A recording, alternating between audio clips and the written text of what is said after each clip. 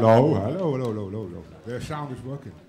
It's 11 o'clock, and I think it would be a nice exception to exactly start in time for once. So welcome, everybody, to the Blender Conference. I'm really happy to see so many people again. We've had 240 subscriptions for the conference this time, which is again a record. It goes up like with 30, 40 people every year. So we still fit in the Balie here, but maybe next year we'll have to go to a bigger place or have 2 or 3 conferences. Maybe that will help. So I will do a short presentation and explain a little bit what the conference is about. Talk about the past and the future, where we are going to. But first, we do the traditional warming up for everybody so they feel a little bit more relaxed here. So who's everybody? Look, can everybody raise hands? One hand, one. Come up. Everybody.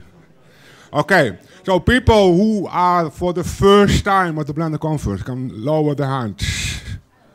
So keep old fast, keep it to 2 years. So 2 years down. So people who had 3 conferences can lower their hands.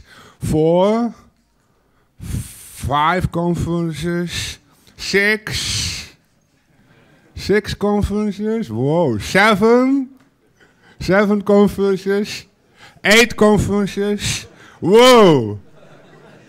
The last one, oh there's still 9 conferences.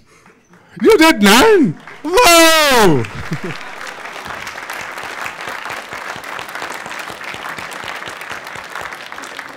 That's amazing. So this is Esther Wouda. That's the writer of Sintel. So you can bother her during the whole conference, and she can explain you exactly why the script works the way we made it. Yeah. I don't mention the word a plot hole or so, because nah, that's not good. We don't have them. Okay, another one. I would like to know who's considering himself to be an artist? Or who thinks he's a developer? Quite some. So we try to get more Blender developers at the Blender Conference. As you can see, if you have done something in Blender, committed code or something, you have a pink badge. The pink badge people will walk around, and every artist and everybody who wants to have something done in Blender, go to people with pink badges. Become good friends with them, and give them beer or coffee or whatever, make sure that they're really happy, and then make sure that you will get code done, right? We have, I think, some 8 or 10 pink badges walking around, and they are there for you guys. Another thing, so where's people coming from? So who's from Europe?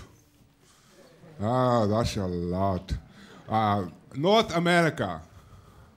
And Canada too. Okay, it's part of North America. I didn't say United States, right? I said America. Central America. 1, 2. And South America. Wow. Hey. Wow.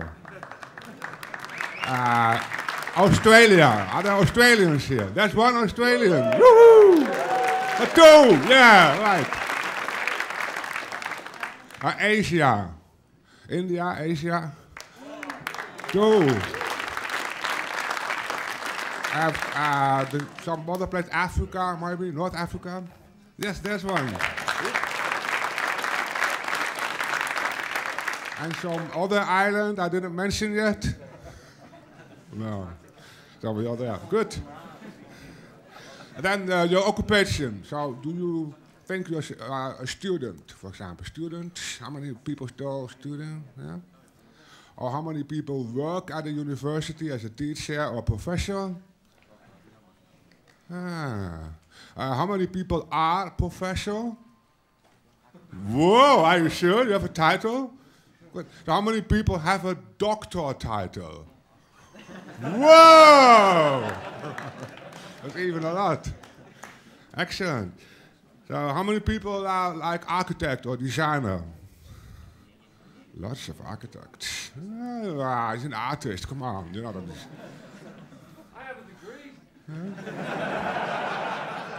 Or people who work in 3D animation or visual effects business. That's all really nice. Or, let's see, other occupations. Did I forget something? Or people who have nothing to do with 3D and their jobs. Nothing, completely. Oh yeah, he's a 2D guy. So, who did never use Blender before? 1, 2. You didn't? What? You didn't before? You didn't use Blender before? Okay, so everybody who didn't use Blender before, you are going to talk to Blender artists and they will tell you how. So upstairs in the big cafe, there we have 2 computers. They are free for everybody to use. Just sit there and grab one of the people with a badge and say, hey, show me something. There will be permanent demos too, and we have lots of talks with demos. So it will be easy to learn a little bit of Blender. Then, one more. How many people use Blender for making games or in game design? Okay. Or how many is more like for visualization, scientific visualization, architectural visualization? Or how many people really make animation in Blender? Oh, it's quite good. How many people only use Blender for like scripting or coding or simulation stuff? Okay, quite good. Now the last one then. How many people are still using 2.49 instead of 2.5? Good. So we have some work to do in this conference. If you look at the schedule, I have every day a short 30-minute session where people can complain to me about everything that's missing and what you think is missing in 2.5. It's not finished, and I think... Yeah, come on. In 30 minutes, I'm not going to discuss, so I will just write it down, right? A little bit of discussions. You can always talk to me at any time, but that's the official moment where you can go to the salon usually. So I will be there, probably some other developers, and then we can look at, okay, so what are the most crucial points for you why you think 2.5 is not ready for what you want to do. That's an important target. Personally, I want to make sure that people feel really confident and happy with Blender and the new Blender release. Good. So that's the warming up. Quickly, some development that happened for Blender in the past year. For some people, it felt a little bit like as if nothing really happened. I said, okay, we did some open movie work and there were some branches with exciting stuff, but the official 2.5 tree got locked up only to make the software more stable and do bug fixing. So there were good work in branches like global illumination, sculpting, painting, a lot of Google Summer of Code projects. So these have been put separately from the main tree. So what we are doing now still is to release beta versions and get feedback on how it works and improve it until it's finished. So the fact that it had a little bit of delays is also because the film project we did took more time than we anticipated on. We got some more budget as well, but the film was also more complicated. And we wanted to do something like 6 to 8 minutes. That's how we started. But if you get something with storytelling involved, it takes time, and then it gets longer and longer. And Colin did a great job improving how storytelling really has to take time. So we ended up with 12.5 minutes, and we ended up with 3 months more work than we wanted to do. That means also that all my time and energy went to the film project. I couldn't do anything for the development in the meantime. But we had, I think, thousands of bug reports handled. We really lost count. I know for 2.55 beta, which is ready to be released, but I think it hasn't been. Right? No, it hasn't been. So it's everything is ready, I saw on the web, but they are collecting the binaries from the developers. And developers are also here, so it's difficult to do a release and have a conference. But only for this 2.55, we have 340 bugs fixed reported to be fixed and handled by developers. And that's, for example, by these three guys, the new heroes.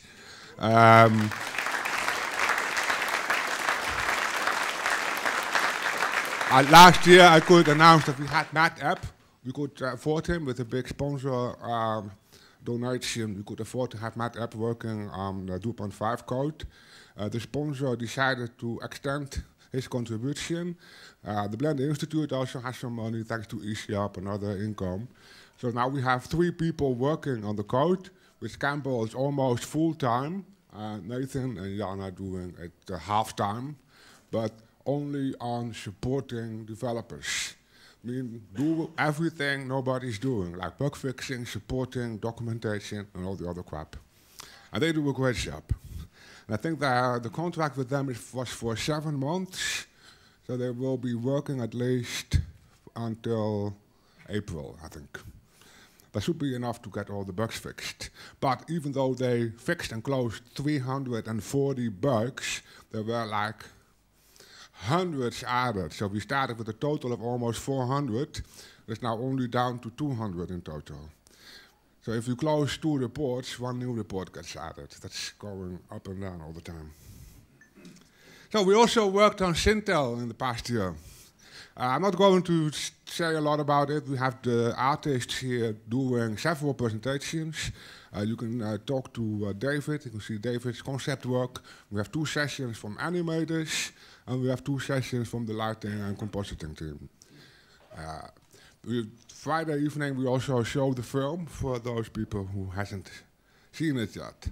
Also, in the at the desk in the entrance, we have a big, gigantic screen, which is a 4K screen, 4,100 something.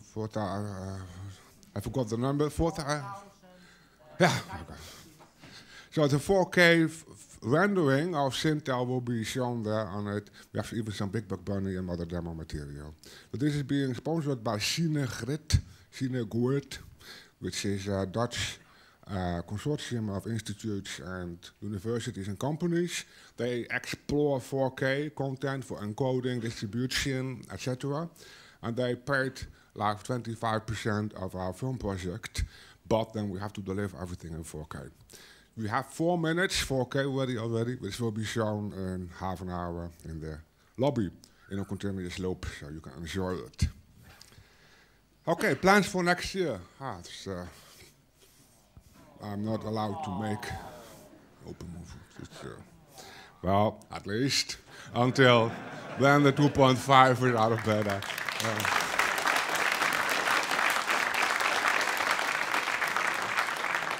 I love this work with artists, and doing this is fun, it's inspiring, but I also love to work on the software itself.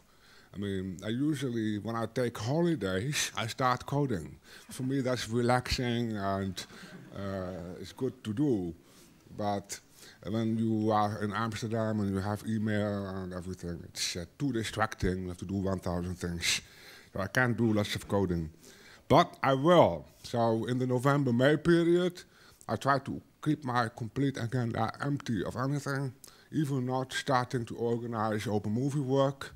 If we would do that, it will be after summer 2011 to make sure I have enough time to work with the coders, especially wrapping up everything that's missing in 2.5. I coded a lot of the basics of the architecture of 2.5. Some things are still a bit muddy, murky, unclear. That's what I want to work on. I want to document it. It's important that other people will pick up what the core of 2.5 and make a stable API for Python to build on. I mean, there's so many people using Python, and they are getting frustrated a bit because there's lots of cool functionality in Blender which is not being wrapped into Python yet because the Blender side is not stable. Stable in the sense we can't freeze the specifications. And most important, not last but least but last, to ensure that everybody, and especially the power users, feel confident with 2.5. I mean, I really like to hear from you guys. especially if you use Blender for your job or for film or for visualization, whatever it is. I want to find out what is it that you really think is crucial for 2.5 to be as fast and efficient and as much fun to use as Blender 2.4 was. That's an important target, and I will work on that personally. Another plan for next year is the Blender network. I've announced it last year, but I was too busy with that. Blender is really ready for getting into this next phase. I mean, people who use Blender professionally don't have the time or the means or the fun to go online, post on forums and try to find out who's in the community available for some development work. If we want to be a more mature open source project, we have to find some kind of open business network. It's like a phone guide online or presentations of companies who can be hired. And people who are available for consulting. I know many studios who think, I think we could put Blender in our pipeline, but how? We don't know anyone who can listen to our artists, look at what we need, and help us implementing Blender efficiently in our pipeline. There's so many people here who did that already and know perfectly how it works. And it's a cool job to consult studios or companies to do that. That kind of work could be part of the network. But the same is for people who do bug fixing. If you really have a commercial job and you have a problem in Blender, you are screwed if you don't know personally some developer or when you can't fix it yourself. I mean, like in the Sintel period, we made jokes about that actually you can't use Blender without Campbell Barton. Yeah, everybody needs Campbell to be able to use Blender, because with Campbell around, the artist could just say, Campbell, and then he came on and he said, okay, and then he went back and fixed it. I mean, that's, of course, perfect, but that's not how you can use it in other places. Of course, if you fix everything, it will work for everybody. But that's not always easy. I mean, Campbell also does a lot of scripting and making tasks easier. And we have to make sure that there's more people who can do that. Should be able to hire online people who are trusted and who know Blender well, and they can give you the next day a solution. So how this network is going to work, I have some ideas about it. On the Sunday lunch break, I want to have a feedback session about it. Like, how do you want to organize it, or what do you expect from it? But some keywords are like a verification or certification system. People who are part of the network, just like for PayPal or other systems, you can phone them, and you can look at if they have a passport, or if their name is right, or you can find out some history, like what did they do? Did they already work for Blender, or do they have clients?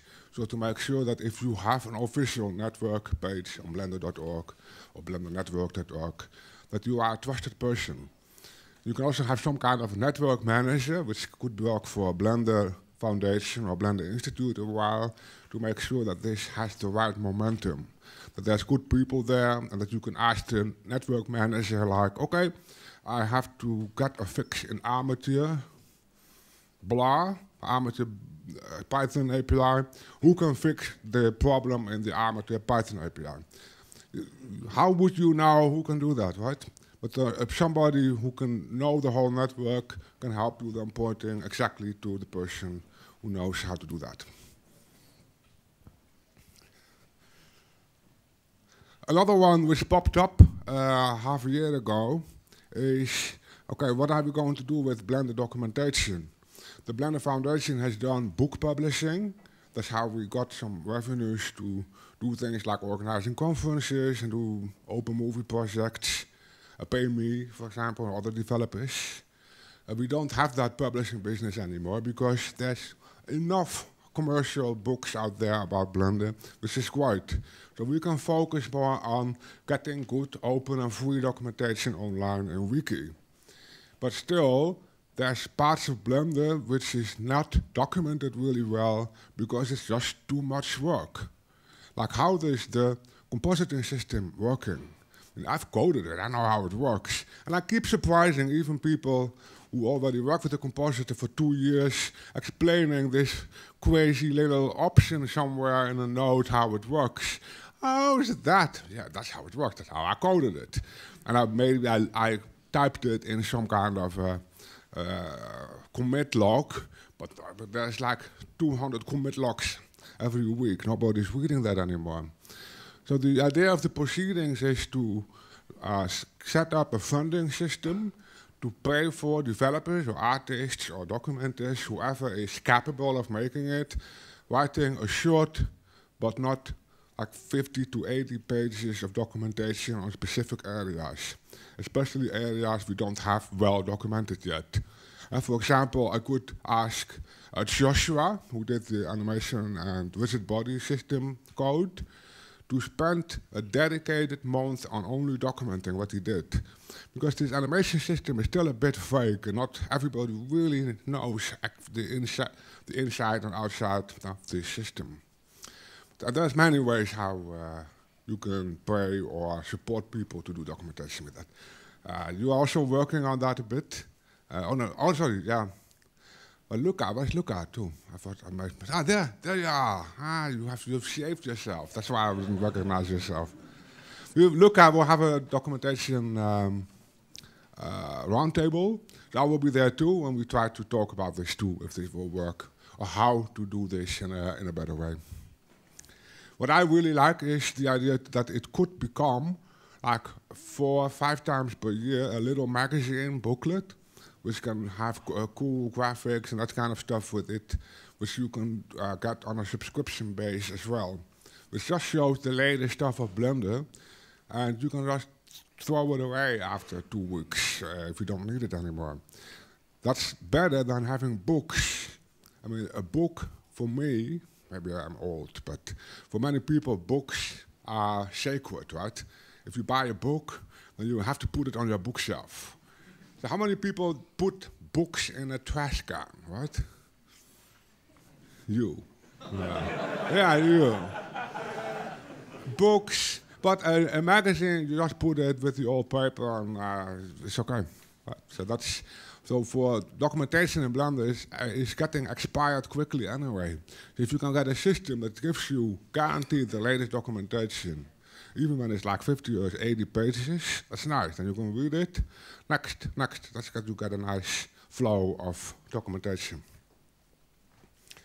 Okay, shortly about Mango. Probably on the next conference I can share a little bit more about it. It's not sure. I don't know if there will be a Mango, but I think the time for Blender is perfect to do it. And we've done several areas in open movie and open game projects. And doing something for film and special effects is a great additional area to get Blender better for and to train ourselves for and to make an open project. Well, lots of interesting targets can be done. Most important, of course, camera motion tracking, which is not available really in open source. There's some, but maybe we can set up a cooperation with them to get that better. Make the compositor better working on shots. The compositor is not really more like for images, but if you have a sequence of images, it's not really working well yet. We could have grading software in the sequencer. I've seen so great grading software, how it works. They just click, and it creates automatically masks, maybe with some tracking, and then you can just say, okay, Sintel haircut, over this shot, a little bit less red. That's how professionals do grading. They can easily put parts of a picture and just make it darker or lighter or get the color down. Yeah, and the physics simulation, I mean, that was our biggest issue in the Sintel Open Movie project. We've been losing a lot of time trying to get hair and cloth to work. So that was a miscalculation. I thought it would work better on a level that we needed it, but in an actual production and with the quality we wanted for the film, it's just too problematic. It's too much work. Simulation is nice for testing, and you can have great demos with it, but to use it in an actual film, the hair sim and cloth sim is not usable. I mean, I have to agree on that. It looks fine, but it's not on a level you want to have it. So we should spend some more time on that part. Last slide with some conference notes. Nathan Letworry, are you there? He's running. Can you get Nathan? He's at the 4K screen. Usually, because I want to enjoy a conference as well, so I want to talk to people and have fun and listen to talks. So there's somebody else who's be your central contact point for anything, especially for the speakers. If you have a presentation here, Nathan.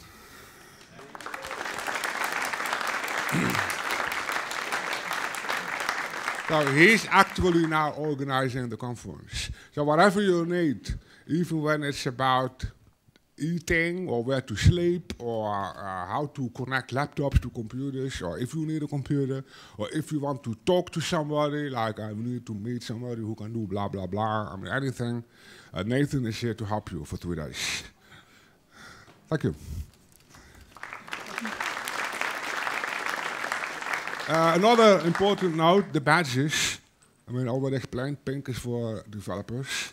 But also, I would like everybody to consider to wear it. Don't hide it. It's about security, for one thing, because this is a safe place. You can put a bag here and walk around. This is, but only if you know that everybody who's here with a badge is a conference visitor. Tomorrow on Sunday, we have a second theater, which is behind this door, but you can also go via the cafe. In that theater, we'll have Elephant's Dream 3D premiere and some other stuff. Yeah, it's very cool. But also that place is not really, it doesn't have a desk, and it's open for people to walk in, so it's important to have a visible badge. But most importantly, I mean, I cannot remember every name all the time from everybody. So it's for everybody, it's nicer to set your badge here and say, ah, you are Tom Roosendaal. Ah, now I understand it, right? So it's nice. Then I can remember faces and names. It's important. So, oops. Lunch is served upstairs between like 12 and 2 o'clock. You don't have to be there as first, otherwise it gets too busy. We will keep putting food there until everybody had dinner or lunch. I mean, it's not a reason to start eating really fast. If there's not enough food, we add more until 2 or 2:30. There will be milk and drinks and other stuff. Tonight there's no dinner planned. You have to find some other, your own place. We have 2 screenings. Because there will be probably too many people to watch the screening at the same time. We have 2, one at 7:30, so people can have dinner after that screening, or one screening at 9:30, yeah, for people who can have dinner before that.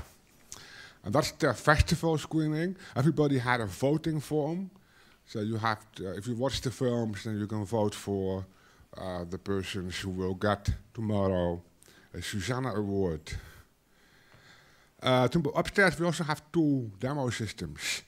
Systems from the Blender Institute, really fast, 16 core rendering, 24 gigabyte memory, etc.